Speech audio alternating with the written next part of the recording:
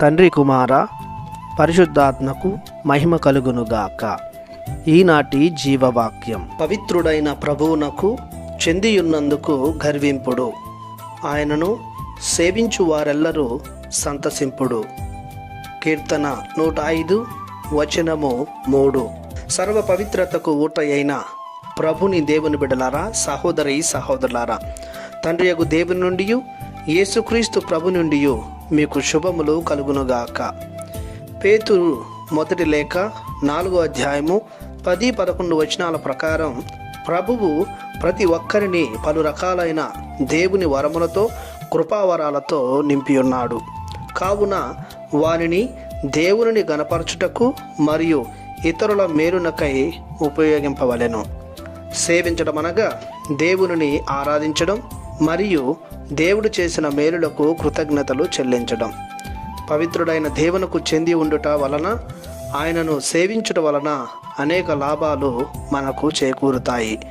సేవ చేయడం వలన మన చూపులు, మన ఆలోచనలు దేవుని మీద కేంద్రీకృతం చేస్తుంటాం. తద్వారా దేవుని వలె మారుటకు ఆస్కారం కలుగుతుంది. సేవ చేయడం ద్వారా తోటి సోదరి సోదరులతో మనకు సత్సాంగత్యము ఏర్పడుతుంది. మన విశ్వాసాన్ని, మన ప్రేమను పెంపొందిస్తుంది. దేవుని సేవలో దైవానుభూతిని పొందుకుంటాం. సేవ చేయడం ద్వారా మనలో ఉన్న అహంభావం, స్వార్థం, అసూయ, ద్వేషం వంటి దుర్గుణాలు మనలో లోపిస్తాయి. జీవితంలో సంతృప్తి, సంతోషం, శాంతి, సమాధానం మిగులుతుంది. పవిత్రుడైన దేవుని పవిత్రత మనకు సంతరిస్తుంది.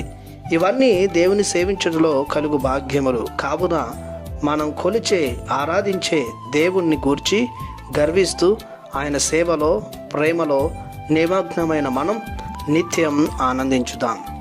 ప్రార్థించుదాము. మహాకృపతో నిండిన మా ప్రభువా, మీ అమూల్యమైన ప్రేమకు గాను మీకు వందనాలు చెల్లిస్తున్నాము. సత్యవంతుడవైన దేవుడవైన మీకు చెందినందుకు మేము గర్విస్తున్నాము.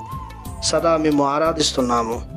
మా దైనందిన జీవితంలో ఎన్ని ఇబ్బందులు, చీకుచింతలు వచ్చినా మిమ్మే అంటిపెట్టుకుని జీవించేలా, గర్వించేలా, మీ పాద సేవలో నిమగ్నమయ్యేలా దీవించమని మీ ప్రియకుమారుడు నజరేయుడగు యేసునామములో ప్రార్థిస్తున్నాము తండ్రి. ఆమెన్. దేవుడు మిమ్ము దీవించునుగాక. ఆమెన్.